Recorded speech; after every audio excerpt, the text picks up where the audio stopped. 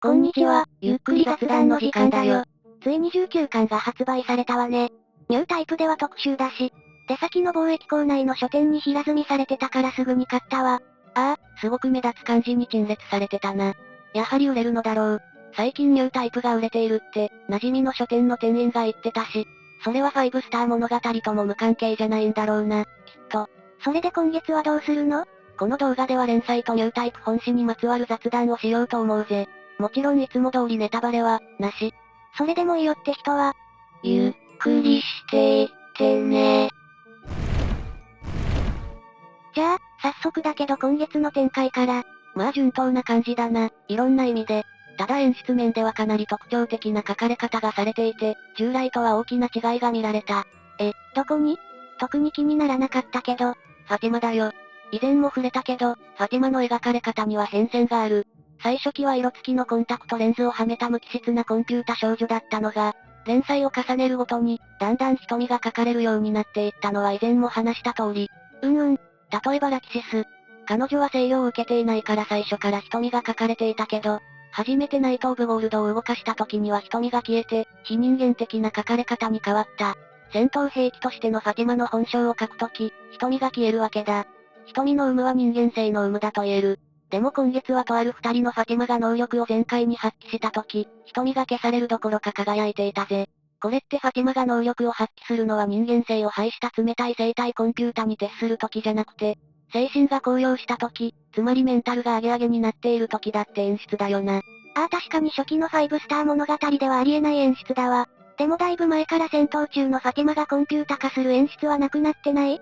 その通り、でも今回は明らかに感情を瞳で書いている。これって今月のニュータイプ関東特集の、ファティマに関する質問への回答みたいなものだと思ったぜ。どんなやりとりがあったっけ？引用しよう。連載初期から10年ほどのファティマの描かれ方は人権を剥奪された美少女アンドロイドの過酷な命運が前面に押し出されていたように思います。一方で5話の途中からはファティマのしたたかさがフューチャーされ始めたと感じるのですが、長野先生の中で何か心境の変化があったのでしょうか？これ、みんな感じてたわよね。これに対して長野先生はこう答えた。一部だけ引用しよう。時代が進んで AI が作ったクソな画像が出回るようになりましたが、今の AI を徹底的にバカにするためにファティマの機能をアップデートさせております。で、この後に民生用 AI と軍用 AI の話が出てきて最後に5スター物語のデータを AI に食わせてる奴らはどっか行ってくれ、と締めてる。生体コンピュータ、つまりファティマがアップデートされるとしたたかに、つまり人間的になるってこと？長野先生はまっすぐ回答していないけど、それで間違いないだろうぜ。そもそも長野先生は18巻の巻末でも AI について触れているぜ。そこには AI を使う人間の方が物忘れや間違いを犯しているけど、ファティマはそれを修正して回答をしてくれる、っていう趣旨のことを述べている。つまり優れたコンピュータっていうのは最終的に道具の範疇を超えて、どこかで人間的にならざるを得ない、という結論。仮に入力に対して常に正しい回答をできるコンピュータがあったとして、ユーザーの質問が曖昧だったり、ユーザーが誤った記憶に基づく意思決定をしていたら、間違った出力をしてしまう。あるいは結果として出力が間違ったものになってしまう。つまり賢いコンピュータが正しい回答をするために、不完全な質問者のフォローが必要ということ。そこで必要となるフォローは人間的なものにならざるを得ないってわけだ。ちなみに何が人間性なのかっていうのは難しいけど、現実では2025年のチャット GPT がチューリングテストを75%の確率で突破しているぜ。チューリングテストって？テキストベースの対話で、相手が人間か AI か見分けるテストのことだぜ。2025年時点で75%が人間と判断されるなら今はもっとすごいだろうな。人間と遜色ない受け答えができるなら、姿や形、人権はないけど機能的には人間と変わらないんじゃないかな。人間性への冒涜だと思われるかもだけど、ああ、それはあるわよね。AI 使っていると質問の質によって出力が全然違ってくるし、人間よりも細やかな気遣いを見せる時だってあるもの。多分、長野先生は連載開始時は影も形もなかった AI が現実にすごい勢いで発展しているのを見て、ファティマというコンピュータ人間の存在を問い直したのだと思う。その結果、最も高度な情報処理は素早く正しく計算できるだけでは足りない。究極的にはハイレベルな感情、情動に至る、と結論付けたんじゃないかな。感情って、動物が生きるための判断をショートカットするための機能でしょ。本来は克服すべきものよね。だから最初のファティマはマシンとして描かれてたのよね。そうだな。例えばよくアニメや漫画でデータ系の敵が熱血主人公に感情に振り回されるな的なお説教をしているよな。そうね、でも大抵は最終的に負けるわよね。計算を超えていたとかなんとか言って、それは主人公の感情がハイレベルな感情だからなんだよ。低レベルな感情とは動物的な感情。腹減ったとか怖いとか気持ちいいとか、個体の生存や回復快に関わる低レベルなもの。でも個体を超えた感情は実在する。例えば自己犠牲とか時空を超えた価値観に準じるとか。それをここではハイレベルな感情と呼んでいる。もちろん、少女型のコンピュータ人間を作ったらやっぱり人間に寄せて書くのが自然だったからそうなっちゃった、という解釈もあるだろうから。その両方がファティマの人間か、ひいてはモナーク人を生み出す人類後継種族化に至ったのだと思う。人工知能とかアンドロイドを書く作品にとっては難しい時代よね。現実が空想を超えているからな。すでに自動運転はあるし技術的にはナイトライダーのキットなんかは作れるはずだぜ。むしろ車体の技術の方が、現実から遠いんじゃないか？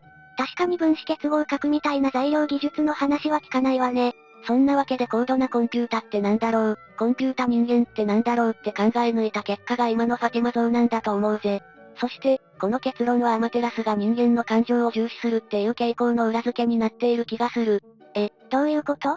高度な情動が究極的な情報処理の結果なのだとすれば、より情報量の多い方を重視するっていうのは、感情のないアマテラスらしいとすら思う。ああ、アマテラスが感情を重視するっていうのが、情報量の型で判断をするってことにつながるのではって推測ね。アマテラスが自分に感情がないと自認しているのは、動物的な生存のためのショートカットが備わっていないせいなのかも。存在として不要だから。AI とファティマからアマテラスまで、はちゃめちゃに思考が横断しているわね。ファイブスター物語の話題に限らず、こうやってぐるぐる回っているうちにぴょこって抽象度が上がった答えが出てくるんだよな。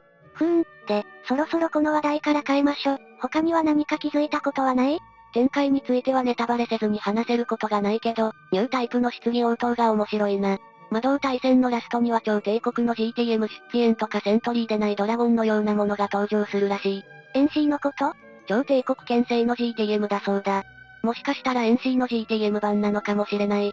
そうだとしたら、あの細くてトゲトゲな装飾多めのデザインがどう変化しているのか気になるぜ。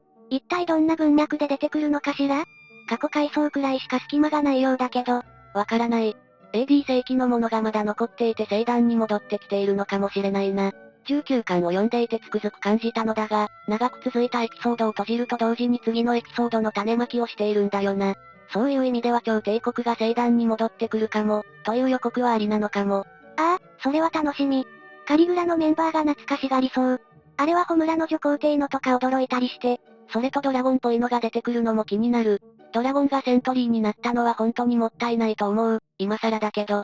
あれだけの設定があったのにモーターヘッドと一緒に一気に変えてしまった。やはりドラゴンのフォルムがオーソドックスすぎたのかな。確かにそうだけど、私も惜しいと思うわ。ドラゴンがそのまま出てくるわけじゃないってことは超生物ではないってことかな。これも楽しみの種だな。それと、興味深いのが制限なく映像化できるなら、どの場面を、という質問に対する長野先生の回答だな。なんて答えたの？まず聖壇歴1980年の聖旧ラーン東の欄。それはハス派の話よね。でも年表に載ってないけど。これはデザイン図さんを見るとわかる。当初では2000年代初頭に聖旧ラーン東宮西宮の欄があったとの記載がある。年代がずれているけど、多分そのエピソードのことだわ。何が起きたかというと、聖旧ラーンを分裂させ、支配しようとする一団がいて、それに対して、アマテラス家の聖典者と聖団司法委員会が東宮に加担、さらにフィルモア、コーラス、クバルカンが巫女中からを守るために絡んで内戦になったそうだ。超国際的な騒動になってるわ。その内戦がきっかけとなって聖壇法ができたそうだ。一切語られていないけど、超重要なエピソードだぜ。それで、中からって誰？デザインとか出てるの？彼女だ。ああ、この子をためなのね。確かちらっと本編に登場してそれっきりよね。実は重要人物なのかしら。このイラストはデザイン図4からなのだが、ここでは聖壇歴2017年に東宮西宮の欄があったと記載されている。あれ？今月のニュータイプで先生が言った聖壇歴1980年ってどういうこと？全く別のイベント、とは思えない。多分この聖壇歴2017年のイベントのことを言っていると思われる。ややこしいわ。まあな、こういうのをひっくるめて5スター物語だぜ。で、この子なんだけどすごく重要な役割を持っていてエピソードも連載10回分ほどあるらしいのだが、発表がいつになるかわからないとのこと。ほとんど1年分じゃない。過去エピソードにしては重いわ。今の進行の速さからして語るタイミングってあるのかしら。謎だ。でもすごく力を入れたデザインで重要人物だそうだから登場を待とう。長野先生が動かしたいと思うほどのキャラだ。で、長野先生が次に挙げたのが2020年。ああ、これはわかるわ。アマテラスの生まれた年ね。そう、この年はまだ無力な世界の造物種をめぐってのことか、超次元絡みの大戦争が起きている。無力なアマテラスを守るためにアマテラスの御事と若きリトラー、ログナーが戦うのよ。それでナインとカレンと海援犬、セントリーまで出てくる。このエピソードでログナーは死亡するけど、御事がドーターチップを使って復活できるようになるのよね。ログナーのシーンは、サタンの魔王タンツミンレからナインをかばってのことだぜ。B キュルまでやってくるんだ。確かに条件なしで映像化できるなら作ってほしいエピソードだわ。そして3つ目に長野先生が挙げたのが3960年のジュノー攻防戦。これは年表にある通りコーラス王朝が制圧された年だ。これ、どこかに記載があったと思うけど、ログナーが破裂の人形のバスターランチャーでコーラス王宮を灰にするってエピソードだったはず。確かに見たいわ。映像化といえば、長野先生ってかなりイメージ力が強い作家だと思うのよね。立体物にしても長野先生のデザイン画から起こしたら、影がついた角度がイラストとぴったりだったとかそういう逸話があるくらい。それはすごい。多分、長野先生はハイパーファンタジアなんだろう。何それ？脳内で鮮明にイメージを作れる特性を持った人のこと。触れるくらいリアルに、な。どれくらいいるのかしら、そういう人。共感覚みたいに人に言わないだけでそういう特性の人って意外と多そうよね。で、その逆。脳内で全くイメージを作れないアファンタジアという特性の人もいるらしい。それは少しかわいそう。オタクはかなり脳内妄想しているから想像がつかないわ。イメージ力とは少しずれているけど、本を読んでいて、入れ込みすぎると時々声優の声でセリフが聞こえてきたり、キャラクターのイメージが浮かんだりするものな。こういう体験をうっかり話してドン引きされてから、みんなそうじゃないのって思ったことがあるぜ。あるある。多分、長野先生の独特なデザインセンス、立体的な美しさはそこから来ているんじゃないか、と思うぜ。絵描きの人にとっては喉から手が出るほど欲しい素質よね。訓練でハイパーファンタジアになれるのかしら。どうもなれるらしい。そういう訓練方法はある。主に仏教の世界で。どういうこと？後天的にハイパーファンタジアを作るようなトレーニング法があって、それは密教に由来していて秘密とされている。今でも大っぴらには教えられていない。でもどうもチベットからアメリカに亡命した坊さんから漏れたらしくて、それのトレーニング法を用いた映像が話題になった作品がある。みんな知ってるやつだ。何それ、気になる。でも、高野山とかの密教のお坊さんはこのトレーニング法とか話したらお法罪っていう罪になって、地獄に落ちることになっているぜ。だから秘密にされている、今でも。へえ。もっとも、坊さんの場合、地獄に落ちて鬼にいじめられそうになっても地獄神言というのを唱えれば大丈夫らしい。何事も抜け道はあるのかと思ったぜ。地獄に落ちるとか言って戒めても、うっかり地獄に落ちてもいいセーフネットがあるのね。酒を般若党と言ったり、男色は OK だと解釈したり、宗教者に限らず人間のやることだから昔から色々だな。ところで、根本的な疑問なんだけど、どうしてハイパーファンタジアになるトレーニング方法が秘密なのよ？それには理由があるんだけど、それはやはり悪用の危険があるからだろう。悪用？これ以上は今月の限定で話すことにしよう。宗教絡みだから。そういえば3年前にメンバーシップ始めたのって、ネタバレトークだけじゃなくて宗教の話を自由にするためだったわね。そうそう、懐かしいな。もちろん5スター物語の話題は毎回あるけどな。さて、とりあえず今回の動画はここで終わりにしよう。今、19巻の補足解説動画を作っているところだぜ。結構ややこしいのよね、内容的に。特にフィルモア関係だな。もちろんデコースとヨーンとエストの話なんて話したいことが多すぎてまとまらないくらいだぜ。確かにそうね、毎月限定で話していたくらいだもの。まだシナリオ状態だから完成までは少しお待ちいただければ幸いだぜ。今月の限定動画も合わせてよろしくお願いします。